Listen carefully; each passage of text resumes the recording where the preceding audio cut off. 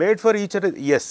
ఎందుకంటే మా మా పెళ్ళి సరే యాదృచ్ఛికంగా నేను చూసి ప్రేమించి పెళ్లి చేసుకోవడం. వాళ్ళ వాళ్ళ ఫాదరు వాళ్ళ పేరెంట్స్ పెళ్లి చేసుకున్న 10 ఏళ్ళకి పుట్టింది అంటే నా కోసం అన్నట్టుగా కొంచెం లేటుగా పుట్టింది. అంతే కదా. అంతే కదా. అంటే నమ్ముతారు అయితే మీరు డెఫినెట్లీ ఇట్ ఇస్ ప్రీడెస్టిన్డ్ కదా. నాకు కాలు ఇక్కడ లిగ్మెంట్ మొత్తం పక్కకి ఒకటి కట్ అయిపోయింది. ఒకటి అయితే ఫిల్మ్ బై అరవింద్ టైంలో నేను ఎవరికి చెప్పలేదు. మా బావకు ఫోన్ చేసి చెప్పాను, అరే ఇలా పోయింది బట్ నేను షూటింగ్ కంటిన్యూ చేయాల్సి వస్తుంది, ఎందుకంటే వస్తే మొత్తం దాదాపుగా 6-7 లక్షలు ఆ రోజుల్లో మొత్తం అంతా యూనిట్ అంతా మళ్ళీ వస్తే ప్రాబ్లం అవుతుంది, నేను రావట్లేదు, పుత్తూరు కట్టించేశాను చేస్తున్నాను అని ఎవరికి చెప్పకన్నా.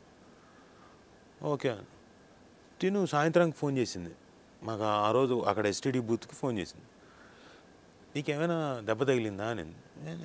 లేదే అన్నాను. లేదు నీకేదో నాకు కల వచ్చింది, నువ్వేదో పైనుంచి పడ్డట్టు కాలుకి ఏదో అయినట్టుంది.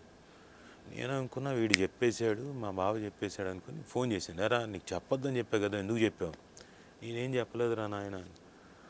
తను మొత్తానికి చెప్పు నిజం చెప్పంటే తగిలిందంటే వచ్చేసింది మరుసటి రోజు. కరెక్ట్గా చెప్పు నిజం చెప్పాడా అంటే రామారావు చెప్పాడంటే లేదు నాకు అనిపించింది నిజంగా కల వచ్చింది. ఓకే